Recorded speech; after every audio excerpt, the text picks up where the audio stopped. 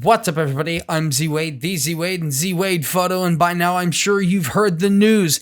The Nikkor Z 8512 has dropped, but it's still in pre-order status. So just like I told you, I have already bought it. Okay, now I don't know at what time this launched. I just saw it at around 10 o'clock. That's Central Time, US.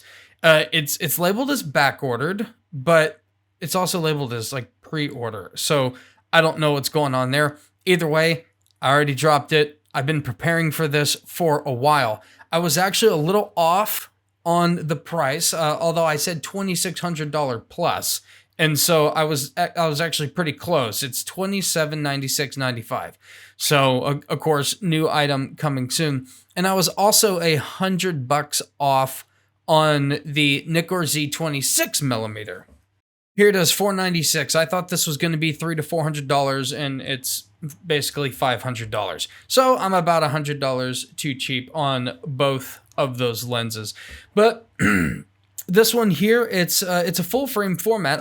For whatever reason, I was thinking this was going to be a DX lens, and looking at this, it actually has a metal mount, and so that's to be expected that it would be a little more expensive than something like the 28mm f2.8. I don't know what this lens is going to be.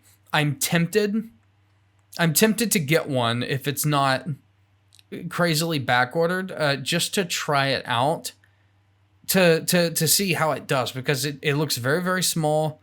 If we look at this right here, it looks like this is on the Z6 or 7. It is very, very small. That's cool. I mean, let me know in the comments below if you're interested in this lens. I think it's a cool concept. I have stuff like this already. And so let's just go back and check out the 8512, because that is what I have been waiting on for 2 years. It's so fat. Now, something I want to talk about. I'm not sure about the legality of running other people's YouTube videos, but Jared Polin did drop the video. I'm going to go watch everybody else's.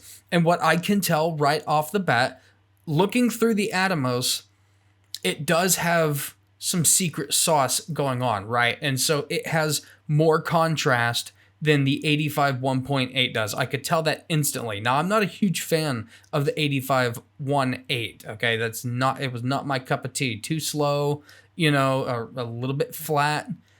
Super darned sharp, but I can tell right off the bat that this has more contrast, and that's exactly what I want. I wanted that sweetness, and so I'm really excited for this lens. And so I don't normally, I know, Frono's photo is here and there, whether people like him or not. I don't mind his content, and I think, based on what he posted, this is going to be what I hoped it would be. Now I just need to get it in my hands and shoot it with my style, and you guys are going to see that all the way. So if you're not subscribed yet, make sure you subscribe and hit the bell, because I'm going to be using the crap out of this lens when it gets here. So some other things to note with this, it looks like, obviously, control ring and a function button. It does not have the LED screen on the top, the little thing that I don't really use, but it says it has 2 spherical and 1 ED element. It's dust resistant, of course. That's the coatings and things. It says extensively weather sealed, which is interesting, and it has 15 elements in 10 groups, which is actually less than I thought it was going to have. I thought this was going to be absolutely just chock full of glass. But that's a good thing, because I already know that this has more contrast. It's got that secret sauce of the 50mm f1.2, although I don't know yet to what extent. The 51.2 is very, very secret saucy. We'll have to get it in my hands to see it. But with 15 elements in 10 groups instead of like 20 and 18 groups or whatever, there's probably going to be a lot more micro contrast than I thought there was going to be. So that means that not only does it have that secret sauce from the glass that they're using and the coatings that they're using, but it's also going to have 3D pop, I think. 15 elements is still a lot of glass, but in modern lens construction, that it's a lot different than it was back in the DSLR days. So that's just some interesting things to know. 82 millimeter filter thread. So the front element is not as big as I expected it would be, as I could tell from the other pictures, but it does look absolutely fat and awesome. And I like the Nikkor S badge. And as we can see, it has a plastic mount. I'm totally kidding. Of course, it's a metal mount. Just looking through these pictures here. Guys, it looks great. It looks fat. It looks awesome. I like how it says it's an ultra-fast, short telephoto portrait lens for Nikon Z9, Z7 II, and Z6 II.